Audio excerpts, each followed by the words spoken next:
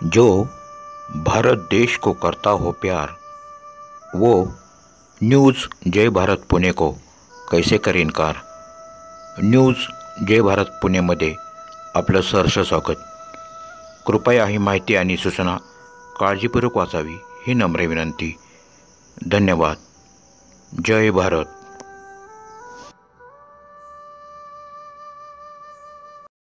अवघड विषय असो की अवघड गोष्ट, ती सोपे करून सांगणारी एक पुणे शहरात अकॅडमी आहे, ऋग्वेद अकॅडमी। त्याबद्दल आज आपण अधिक माहिती घेऊयात। नमस्कार, माझं नाव रीमा मुळे। मी ऋग्वेद अकॅडमी या संस्थेचे संस्थापक आहे। तर ऋग्वेद अकॅडमी हे आपले कोचिंग क्लासेस आहेत। आपल्या कोचिंग क्लासेसबरोबर आपल्या अकॅडमीत आपण इतरही क्लासेस इन्क्लूड करतो। थोडक्यात माहिती देणार आहे मी।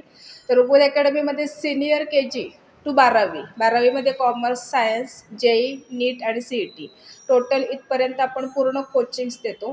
त्यानंतर कोचिंग व्यतिरिक्त आपल्याकडे ॲक्टिंग क्लासेस आहेत, त्यानंतर शेअर मार्केट क्लासेस आहेत, योगा आणि झुंबा क्लासेस आहेत आणि ब्रेन कोचिंग क्लासेस आहेत।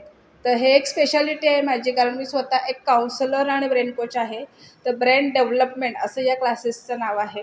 तर त्याबद्दल हे जे एक्स्ट्रा क्लासेस आहेत कोचिंग व्यतिरिक्तचे, याबद्दल आपण सेकंड भागात बोलणार आहे।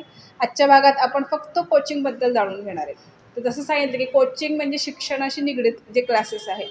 तर आपल्या क्लासेसचं कार्य मी थोडक्यात तुम्हाला सांगणार आहे। पहिले क्लासेस आपले स्थापन झाले ते म्हणजे जून 2023मध्ये। 1 वर्ष आपल्या क्लासेसला पूर्ण होतील।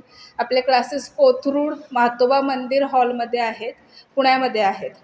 तर क्लासेसचे वैशिष्ट्य असे आहेत की आपल्याकडे प्रत्येक वर्ग आहेत, म्हणजे 6 वर्ग टोटल माझ्या क्लासेसमध्ये आहेत।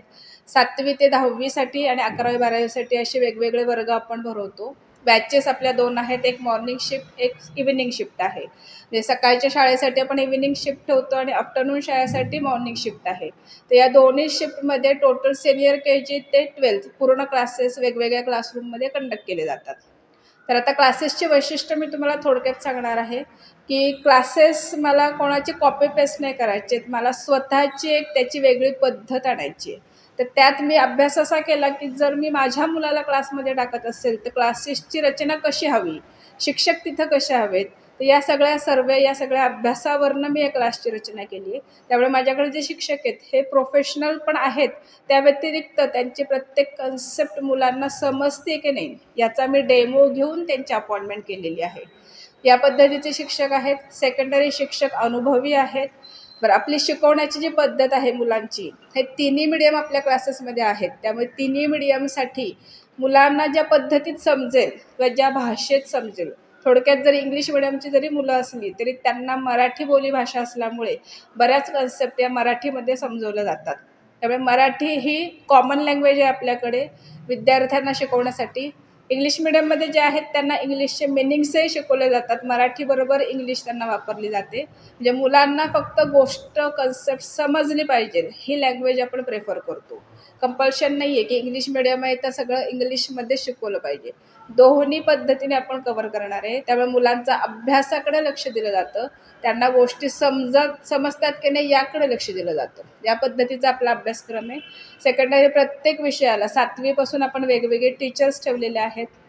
1ली ते 6वी आपण एकच टीचर्स आहेत। याचं कारण आहे 1ली ते 6वीचे टीचर्स एक असल्यामुळे त्यांना प्रत्येक विषय त्या मुलांचा कसा आहे हा माहिती असतो, कारण ही बेसिक लेवल असते एज्युकेशनमधली।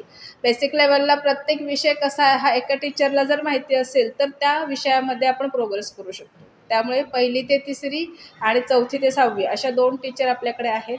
7वी ते 10वी मात्र वेगवेगळ्या टीचर्स आपल्याकडे आहेत। प्रत्येक विषयाच्या टीचर त्यांच्या विषयावर फोकस करतात।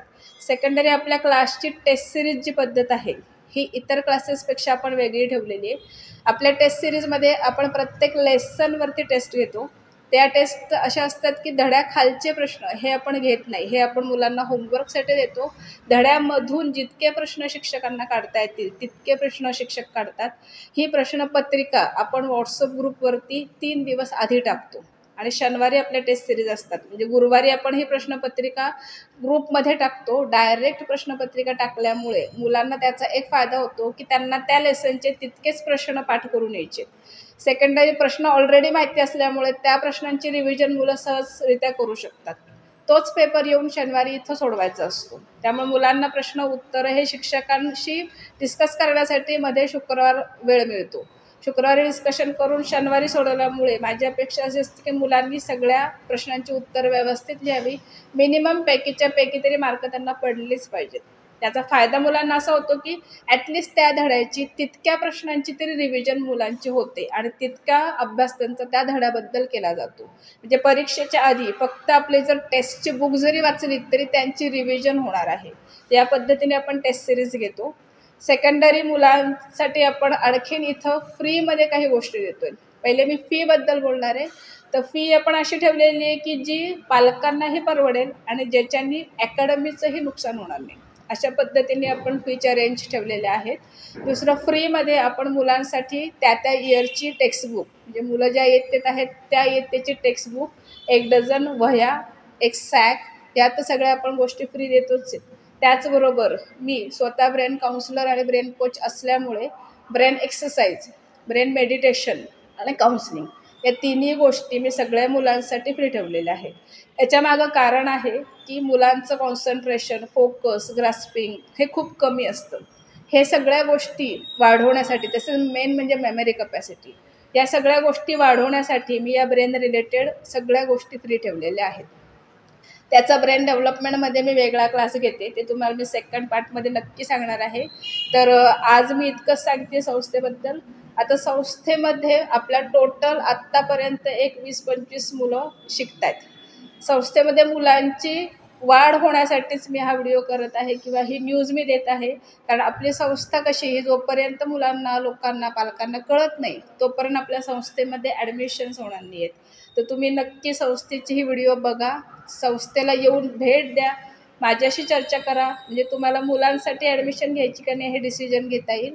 बरं, पुढं जाऊन आपण आपल्या संस्थेमध्ये काही चेंजेस करणार आहे. परत पुढं आपल्याला जर चान्सेस मिळाले तर आपण याच्या फ्रँचायझीही काढणार आहे. आत्ता कोथरूडमध्ये संस्था चालू आहे, आपण इतर भागातही लवकरच सुरू करू असं माझी आशा आहे. त्यानंतर आपण आपल्या पालकांसाठी इथे काउन्सिलिंग ठेवतो. म्हणजे पालकांनाही मुलांबद्दल बरेच प्रश्न असतात की जे सुटलेले नसतात किंवा सुटत नाहीत, तर त्यासाठी आपण पालकांचेही काउन्सिलिंग घेतो. ज्या पालकांना वाटतं की काउन्सिलिंग व्हावं त्यांचेही मोफत काउन्सिलिंग्स इथे घेतले जातात. पुढे जाऊन मुलांसाठी आपण संस्थेत काही चेंजेस करणार आहे. त्यामध्ये येईल लायब्ररी संस्थेमध्ये येईल. त्यानंतर आपण काही ब्रेन गेम्स मुलांसाठी इथं आणणार आहे, ज्याच्याने मुलांची ब्रेन कपॅसिटी सुपर फास्ट चालेल. आणि त्यानंतर आपण ह्या तर गोष्टी देणारच आहेत, पण मुलांसाठी ड्रेस कोड, तर एक वेगळ्या पद्धतीचा ड्रेस कोड की ज्याला मुलांना आवडेल अशा पद्धतीचा ड्रेस कोड मुलांना देणार आहे. शिक्षकांनाही ड्रेस कोड देणार आहे. पण हे सर्व चेंजेस आपले काही काळानंतर होतील, आत्ता लगेच तर हे चेंजेस आपण करत नाही आहे. तर भेटूया पुढील क्लासेसच्या माहितीसाठी पुढील भागात. धन्यवाद.